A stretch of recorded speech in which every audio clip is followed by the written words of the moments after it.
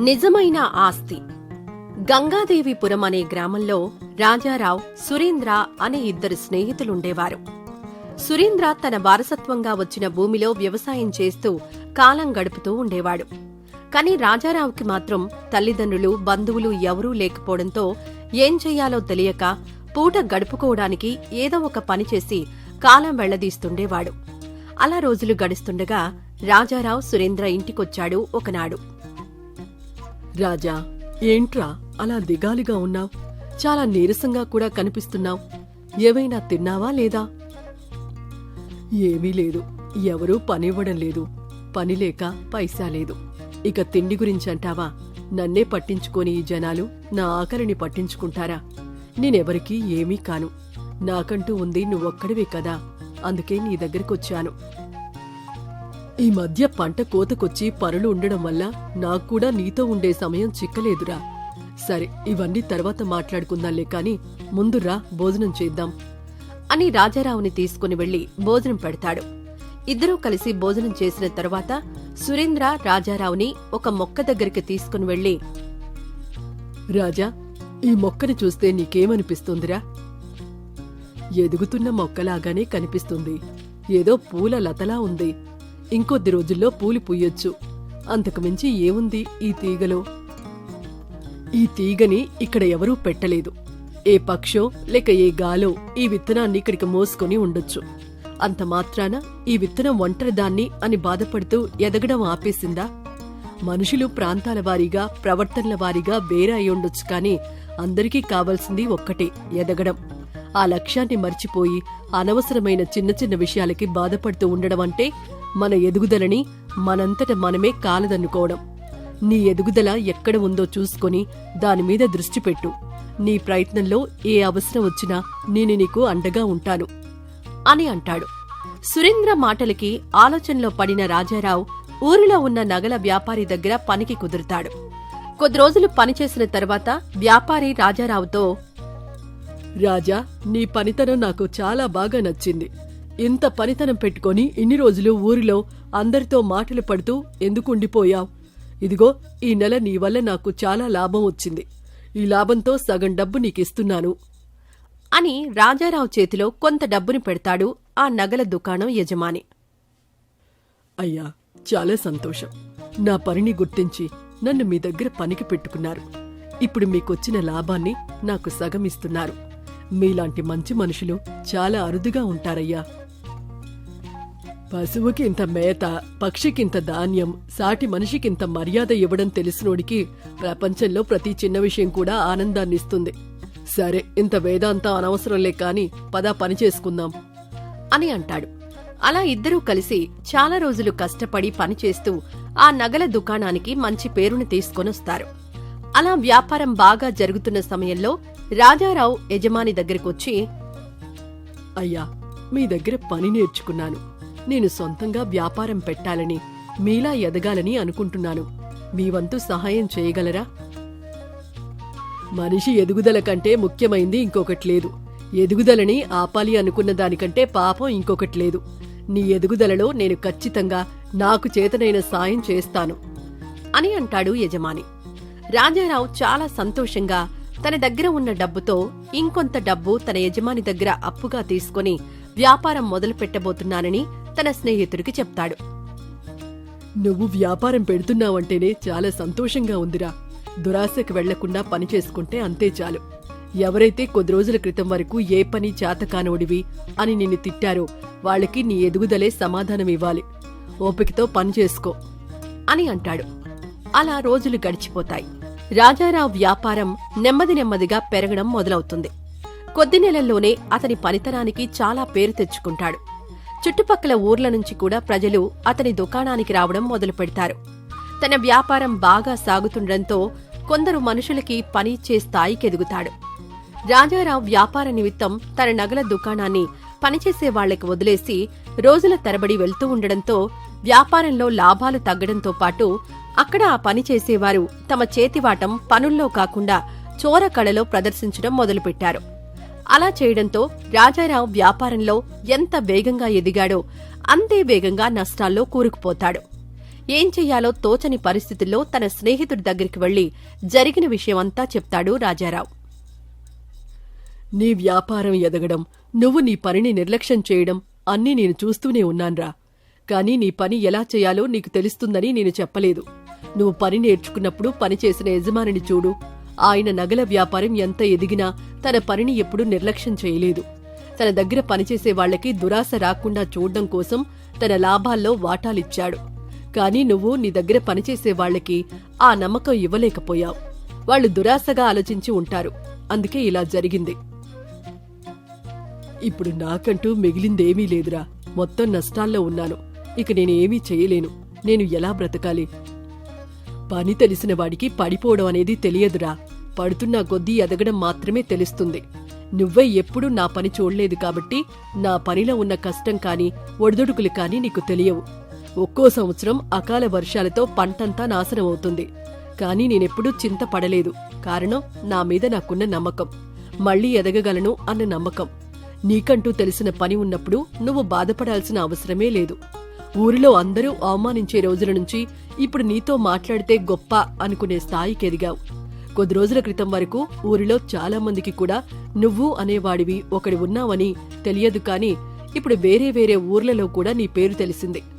ఇదంతా నీ కష్టానికొచ్చిన ఫలితం కాదంటావా? ఇన్నాళ్లుగా నువ్వు సంపాదించుకునే డబ్బు ఎప్పటికైనా నిన్ను వదిలిపోవచ్చు. ఆస్తులు నాశనమవ్వచ్చు. కాని నీ పేరు ప్రఖ్యాతులు మాత్రం ఎప్పటికీ నీవే. అవి సంపాదించుకోవడమే నిజమైన ఆస్తి. నిజమైన ఆస్తిని నువ్వు సంపాదించుకున్నావని నేననుకుంటున్నాను. నీ ఆలోచన ఏంటో నీకే తెలియాలి. నువ్వు చెప్పింది అక్షరాలా నిజమేరా. ఇప్పటివరకు నాకంటూ ఏమీ లేదని అనుకున్నాను. కాని నా గతాన్ని నేను మర్చిపోయాను. ఏమీ లేని చోటు నుంచి నా ప్రయాణం మొదలుపెట్టాను. ఇప్పుడు నా దగ్గర నాకు తెలిసిన పనిలో నైపుణ్యం ఉంది. నా పని నచ్చి నాతో పని చేయించుకునేవాళ్లు కొందరున్నారు. ఇదంతా నా ఆస్తే కదా. ఈ ఆస్తినే పెట్టుబడిగా పెట్టి నేను మళ్లీ ఎదగాలని అనుకుంటున్నాను అని అంటాడు. తన మీద తనకున్న నమ్మకంతో ఆ రోజు నుంచి రాజారావు రాత్రి పగలు అని తేడా లేకుండా ప్రతిక్షణం కష్టపడుతూ తన దగ్గరకొచ్చి నగ చేయించుకున్న వారి సంతృప్తే తన ధ్యేయంగా పనిచేస్తూ ఉంటాడు. అలా అంత అంకిత భావంతో పనిచేస్తూ ఉండడంతో మళ్లీ కొద్ది రోజుల్లోనే తన వ్యాపారాన్ని వృద్ధిలోకి తెచ్చుకోగలుగుతాడు. అలా రాజారావు, సురేంద్ర ఒకరి పనుల్లో ఒకరి సాయం చేసుకుంటూ జీవితాన్ని, తమ స్నేహాన్ని ముందుకు తీసుకుని వెళ్తూ ఉంటారు. కోసల దేశంలో నందుడు అనే కుర్రాడు ఉండేవాడు. అతనికి తల్లిదండ్రులెవరూ లేరు. ఊరిలో ఎవరు ఏ పనిచ్చినా కాదనకుండా చేస్తూ వచ్చిన అర్ధ అణా పైసలతో కాలం వెళ్లదీస్తుండేవాడు. ఎవరేది అడిగినా కాదనకుండా చేయడంతో ఊర్లో వారందరూ ఏ చిన్న అవసరం వచ్చినా నందుణ్ణే పిలుస్తూ ఉండేవారు. అలా ఒకరోజు వీరయ్య నందుణ్ణి పిలిచి, ఒరే నందు, ఈరోజు నాకు చాలా పని ఉంది. అలాగే పట్నం నుంచి తీసుకురావలసిన సరుకులు కూడా ఉన్నాయి. ఒక అడుగు పట్నం వెళ్ళి అవి తెచ్చిపెడతావా? అయ్యా, పట్నం నుంచి తెచ్చిపెట్టడం అంటే సాధారణ విషయమా? అడవి మార్గాన్ని నడుచుకుంటూ వెళ్తే తిరిగొచ్చే వరకు ఏ అర్ధరాత్రి అవుతుందో కూడా తెలియదు. రాత్రి వేళల్లో అడవి మార్గంలో రావడం ఎంత ప్రమాదమో మీక్కూడా తెలుసు కదా. సరేలేరా, ఇదిగో నా బండి తీసుకుని వెళ్ళు. కాకపోతే అసలే పట్నం, జాగ్రత్త సుమి. హాహా, సరే సరే, నీ బండి ఇస్తానంటే పట్నమేంటి, ప్రపంచ యాత్ర చేసి రమ్మన్నా చేసొస్తాను అని ఎంతో ఆనందంగా బండిని తీసుకొని ఆనందంగా పట్నం బాటపడతాడు. అలా వెళ్లిన నందుడు సాయంత్రానికి తిరిగింటికొస్తుంటే అడవిదారిలో ఎవరో పడిపోయినట్టు కనిపిస్తుంది. ఈ దారిలో ఎవరు పడిపోయుంటారబ్బా? ఎవరైతే ఏముంది, ఇంకాసేపైతే చీకటి పడుతుంది.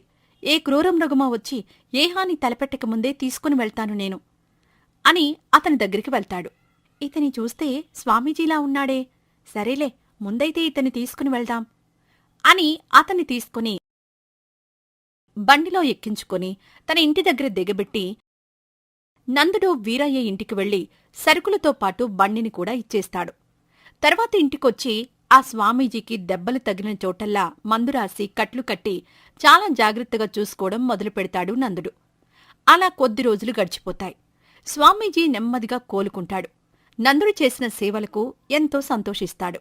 నాయనా, ప్రాణాపాయ స్థితిలో ఉన్న నన్ను నువ్వు ఈరోజు ఇలా ప్రాణాలతో నిలబెట్టావు. నేను ప్రాణాలతో ఉన్నానంటే అది నీ చేతి చలవే నాయనా. ఇంత చేసిన నీకు నేను ఏమిచ్చినా రుణం తీర్చుకోలేను. ఏదో నాకు తోచిన విధంగా ఈ సాయం చేస్తున్నాను అని ఒక చిన్న దీపమిస్తాడు నందుడికి. ఇదేంటి స్వామి, దీంతో నేనేం చేయగలను? ఇది ఒక మాయా దీపం నాయనా. నీకు అత్యవసరం వచ్చినప్పుడు ఈ దీపంపై 3 సార్లు రుద్దుతూ నేను చెప్పబోయే మంత్రాన్ని చెప్పు. వెంటనే అందులో నుంచి ఒక మాయా శరీరం ఉన్న వ్యక్తి వచ్చి నీకు సహాయం చేస్తాడు.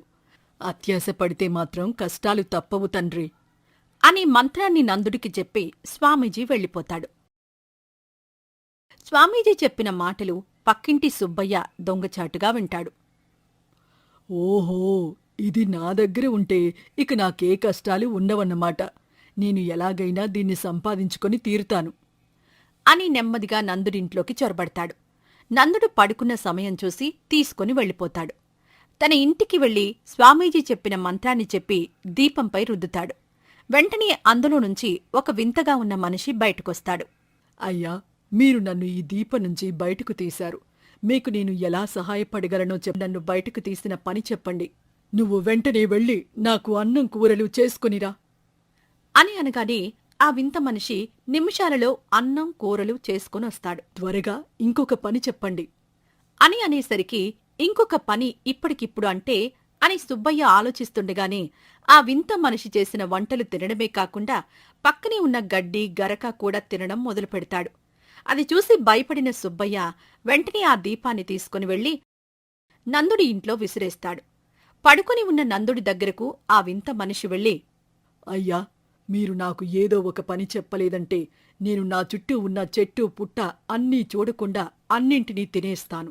త్వరగా నాకేదైనా పని చెప్పండి అని అనగానే నందుడికి ఇతను స్వామీజీ ఇచ్చిన మాయాదీపం నుంచి వచ్చిన వ్యక్తే అని అర్థమై, అయితే సరే, నువ్వెళ్ళి నా పొలం పండించు. పంట పండే వరకు నీకు అదే పని, వేరే పనేం లేదు అని అనేసరికి ఆ వింత మనిషి పొలం దగ్గరికి వెళ్లి పంట పండించడం మొదలుపెడతాడు. కొద్ది రోజుల్లోనే పంట తీసుకుని ఇంటికొచ్చి, అయ్యా, నాకు మీరిచ్చిన పని అయిపోయింది. వేరే పని చెప్పలేదంటే నేను అన్నింటినీ తినేస్తాను. నాకు పంట పండితే చాలు, నాకింకేమీ పని వద్దు. సరే అయితే నాతోరా, నీకు పని చెప్తాను అని నది వంతెన దగ్గరకు తీసుకుని వెళ్తాడు. ఇదిగో, ఈ వంతెనికి ఇటువైపు ఉన్న నీళ్లన్నింటినీ తీసి అటువైపు వెయ్యాలి. అది ఎప్పుడు అయిపోతే అప్పుడు నా దగ్గరికి రా, వేరే పని ఇస్తాను అని చెప్పి ఆ వింత మనిషిని వంతెన దగ్గర వదిలేసి వెళ్ళిపోతాడు. ఆ వింత మనిషి నీటిని అటునుంచి ఇటు పోస్తూనే ఉంటాడు. కాని అది నది అవ్వడం వల్ల నీళ్లు ఎంతకీ అయిపోవడం లేదు. అలా కొద్ది రోజుల తరువాత ఆ వింత మనిషి సాధారణంగా మారిపోతాడు. నందుడి దగ్గరికి వెళ్లి, నా పేరు మహేంద్రుడు. అతిగా డబ్బులు కావాలన్న ఆశతో స్వామీజీ దగ్గరికి వెళ్లాను. ఆయన ఏ వరం ఇవ్వకపోవడంతో స్వామీజీని దూషించడం మొదలుపెట్టాను. ఆయన నాకు శాపం వేసి నీ దగ్గర ఉన్న దీపంలో బంధించి ఏ స్వార్థం లేకుండా తనకి కావలసిన దానికంటే ఒక్క రవ్వ కూడా ఎక్కువ ఆశించని వాళ్లు ఉంటారో వాళ్ల దగ్గరికి నువ్వు చేరినప్పుడు నీ శాప విమోచనం కలుగుతుంది అని చెప్పాడు. ఇప్పుడు నువ్వు నీ పంట చేతికొచ్చిన తరువాత అత్యాశకి పోకుండా నాకు పనివ్వడం కోసం ఎప్పటికీ పూర్తవని పనిచ్చావు. అది నీలో ఉన్న నిస్వార్థాన్ని చూపిస్తుంది. అందుకే నాకు ఈరోజు శాప విమోచనం కలిగింది. ఇక నుంచి నేనెప్పటికీ నీతోనే ఉంటాను. నన్ను నీతో ఉంచుకుంటావా? నాకంటూ ఎవ్వరూ లేని ఈ లోకంలో స్వామీజీ నిన్ను నాకు తోడుగా పంపించాడు అనుకుంటా. ఇంతకన్నా నాకు గొప్ప అవకాశం ఏముంటుంది చెప్పు? తప్పకుండా నువ్వు నాతోనే ఉండవచ్చు అని అంటాడు. ఆ రోజు నుంచి నందుడు, మహేంద్రుడు మంచి స్నేహితులుగా మారిపోతారు. తమకి కావలసిన పనులు తాము చేసుకుంటూనే ఊరందరికీ కూడా సహాయపడుతూ ఉంటారు. అలా నందుడు, మహేంద్రుడు ఊరందరి ముందు చాలా మంచి పేరు తెచ్చుకుంటారు.